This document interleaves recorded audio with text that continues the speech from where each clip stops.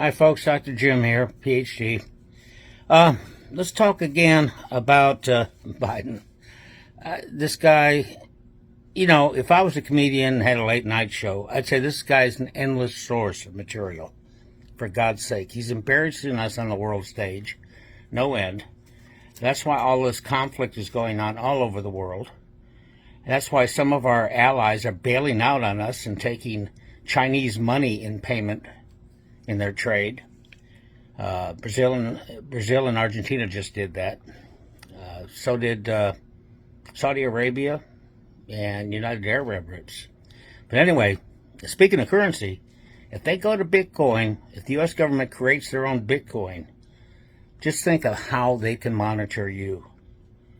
Just think about it. Put the dots together. Okay? Make the diagram full. This is a super duper way to make sure they know everything you're doing. If all that's available is their cryptocurrency.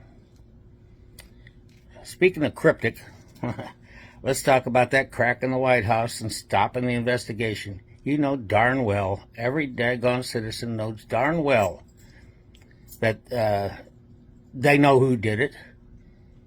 All the cameras in the White House, for God's sake, the most secure place almost in the world. And they can't sit there and figure out who left a bag of crack. Okay? I don't believe it. And you shouldn't believe it either. Thinking of that, you notice how once in a while Joe seems a little more sprightly? He was a little spry getting back up the steps. They made those steps specially for him, because of the first time he slipped and fell on them. He was energetic going up those stairs. Maybe that crack was his. Maybe that's what they're doing. Maybe that's how they're propping his butt up. I wouldn't doubt it one bit. John F. Kennedy had a liquid version of it, the same as Elvis did when he was president, because of his Addison's disease and his back problems that he got his back injury in PT 109. Speaking of RFK, he wants to clean up the government. He does not trust them. He wants to go in there with a broom. Now, hey, man, I'm all for that. I might vote Democrat if he sits there and gets off his case of wanting to lock up all climate deniers, because I am one as a scientist, and I can prove it to you. The temperature hasn't changed a tenth of an inch in the past 20 years per average. Yeah, we've had hot summers. Yeah, we've had cold winters, but that's life, man. And the guy that drew that hockey stick forgot the medieval warming period and the mini ice age. The mini ice age is what caught the Donners sitting there trying to cross the Rockies. Anyway, Biden's getting worse, man. And it seems like the Democratic press, the Democratic, all the alphabet networks are sitting there getting on him too. And he's had 365 days of vacation. He supposedly works only 10 to 4 days a week. Well, 3 to 4, because he might leave on a Friday, come back on a Monday. Tuesday, Wednesday, Thursday, 10 to 4. Wouldn't you and I like those hours? Oh, boy. Government employees only get 30 days a year. I wonder if he knows that. Is he going to have to pay back some of his salary? Okay, he's got the money to do it. We know all about all the whistleblowers that sat there and come forth, the IRS whistleblowers. We don't know which shell corporations he used. We know where all the money went, where it all came from. We're just waiting for them to get to the point of impeaching him. I think they're afraid to impeach him, and I would be too, knowing that Kamala Harris is waiting in the wing. Can you just hear her cackle? That cackle laugh right after she gets sworn in? My goodness. Or meeting some foreign dignitary, making something that she thinks is a joke, and then cackling. Folks, and the China situation keeps worsening and worsening. I'm telling you, we are going to war. The Chinese government has told its citizens they're going to war, and they're preparing them. They have told the military they're going to war. They got mock aircraft carriers on railroad tracks out there in the desert that they're making simulated strikes on. So they're practicing. We ain't practicing nothing. Except how to sit there and teach CRT to our troops, which should be banned, and I think it was.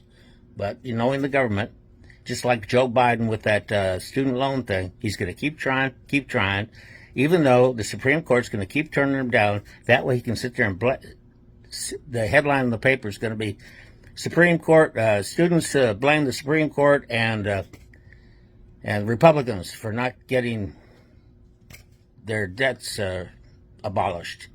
Hey, look, man, when you're going to school, and I had to go to school,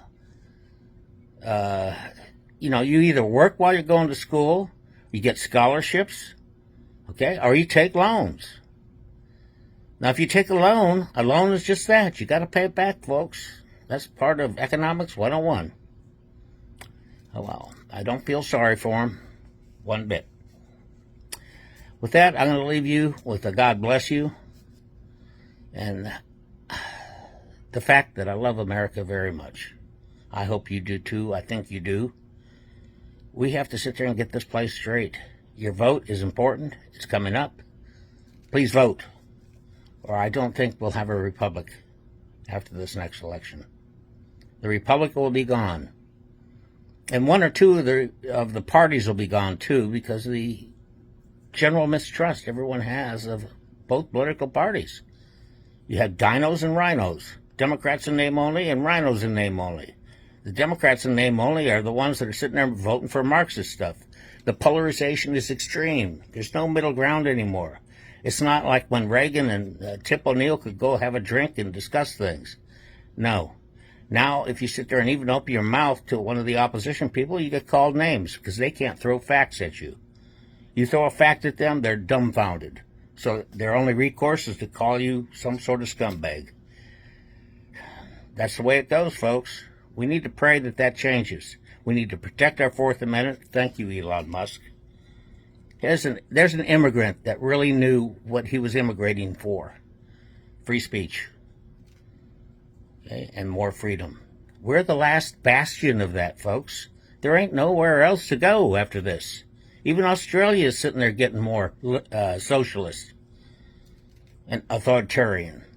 Okay? You got to remember, half of the world's population live under totalitarianism. So to have a world government would be insane, knowing that half of the world's people live under totalitarianism. That's what the UN wants. The UN wants totalitarianism under them. We ought to kick their butts out, let them go set up shop in Iceland or Netherlands or something. Okay? Instead of taking up all our prime real estate downtown New York and having those diplomatic plates all running around getting away with speeding and hitting people and whatnot. Well, folks, I keep telling you I'm going to leave you. This time it's for sure, okay? So I'll leave you with a prayer and a God bless you, and I remain your humble servant. Remember, God loves us. Take care.